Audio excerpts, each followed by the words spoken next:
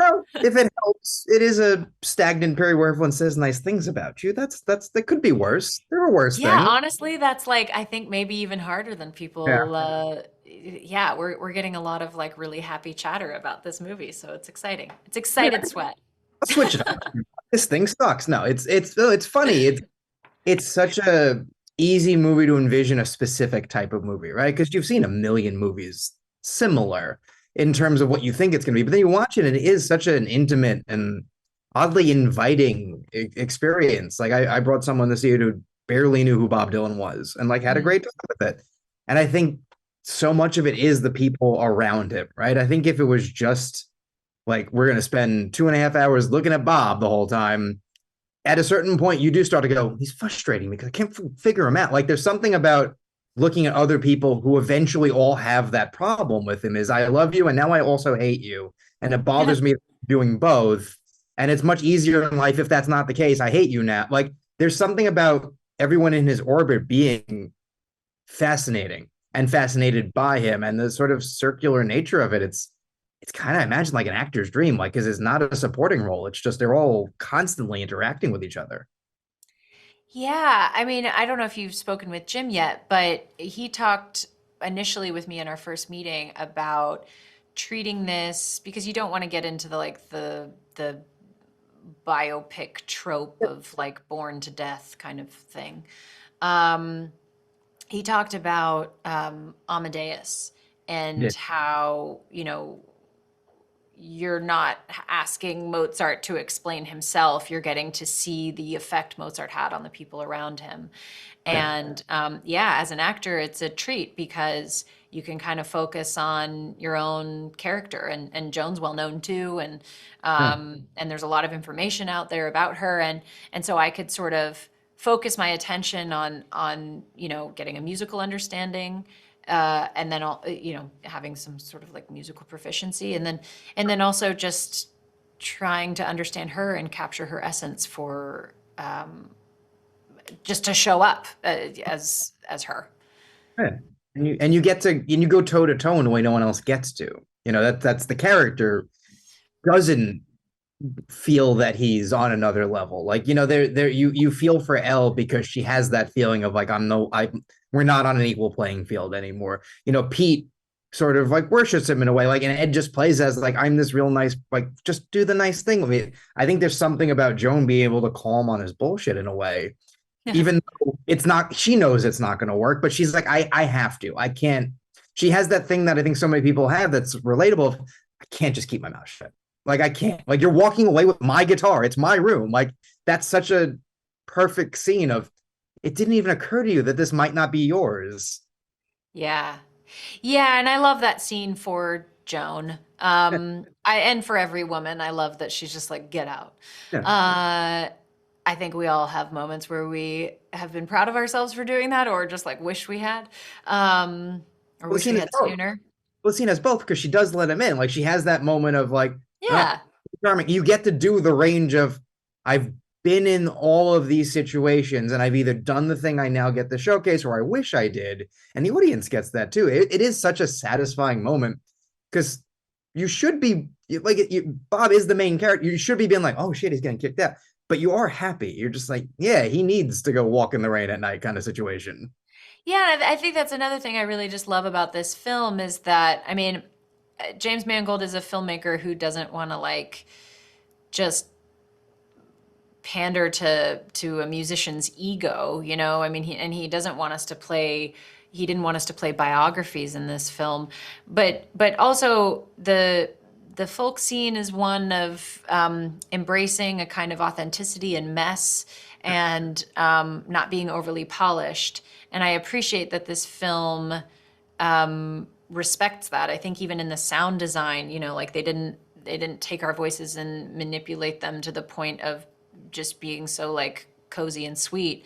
Um, that authenticity runs through the film, I think, in a nice way. And that I think was important to Jim, and it was important to all of us. The more we understood about these people, the more we wanted to show them in, you know, their full range of nuance. you're performing. Because you're performing, I think it ties into the character. I think if you're just knowing, well, they're going to handle it. Like I just have to reasonably like, the lips have to be right and my voice has to like sort of be there and they'll do the rest. You wouldn't do that if you were just reading a line. You wouldn't go, if I just say it, they'll figure it out and it'll become a performance. I think because you have to sort of, warts and all is the wrong word, but because you're just giving a performance with your voice, it becomes a performance for the character too. And that's why I think there's never a moment, I think, of anyone in this movie where you don't completely buy you're listening to the real people. And it doesn't need Mm, exactly right that it has to sound like someone is out there, and like you said, for folk music, just like pouring their heart out. Like I can't live unless I sing this song. I couldn't live unless I wrote this song. And yeah. it's special about that. Yeah, I think also, I think all of us who played musicians in this, there are sort of the like touch points, the iconic qualities of each of the musicians. Like for Joan, it's this vibrato and the key that she sings her songs in, but also she's an incredible storyteller. The best musicians are storytellers. And so, once you feel like you have an understanding of the person and can sort of do some version of them. Of course, to get her voice would be like, to get it exactly would be impossible, but to have some sort of like identifiability, that's not a word, recognizability in her being and voice and that sound. Once you have that, the job is to tell a story and play with the dynamics of the song and really understand the lyrics and what do the lyrics mean to Joan specifically. And I think everybody really did that beautifully. You can see Timmy expresses when Bob's lyrics, like as he's coming up with them and as he's singing them, you can tell he has a relationship with them. And same with Ed and Boyd. Oh no, there's something about not only listening to actors you admire do the songs, right? And do them in a way that's interesting and fascinating, but feels like the songs, but is in service of the story, but also to watch them at different points in the movie be sung to, essentially. Like every song is at someone, even if it's not at someone.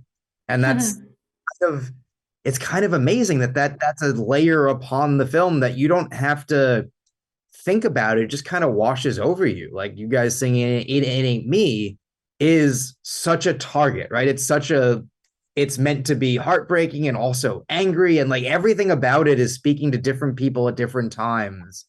And it is Yeah. a performance. It's truly an acting performance within just, being able to proficiently play a song. It's incredible. Well, and I love that moment singing that song is pretty on the nose, but Yeah. you get the moment of her saying, "I picked something appropriate." I love that there's like a self-awareness to each character and the film itself. Yeah, it's her way of going, I have one arrow I can use right now, and I'm gonna use it. And like, you know what?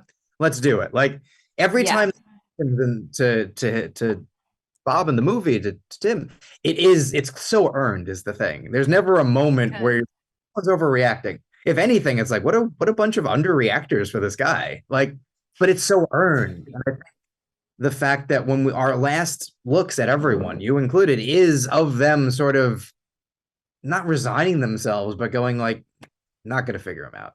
Like I'm sort of given up trying, and I love that it's a movie that ends on you figure them out. And guess what? You can't, and you shouldn't. But what makes him interesting is that he's done nothing but give you, like James said, he's done nothing but give you music and talk. Like he does not stop talking. You just have to figure out what he means, and I think you do such a great job of interpreting that. It's a beautiful performance. Thank you. Thank you so Oh, much. my pleasure. Yeah. Yeah. Oh yeah. No, it's amazing. You should be so proud. Thank you so much for doing this, and I honestly can't wait to see what's next. It's so exciting to watch you work. Thank you. Thank you. That's very kind of you. And thanks for saying such lovely things and thoughtful things about the film.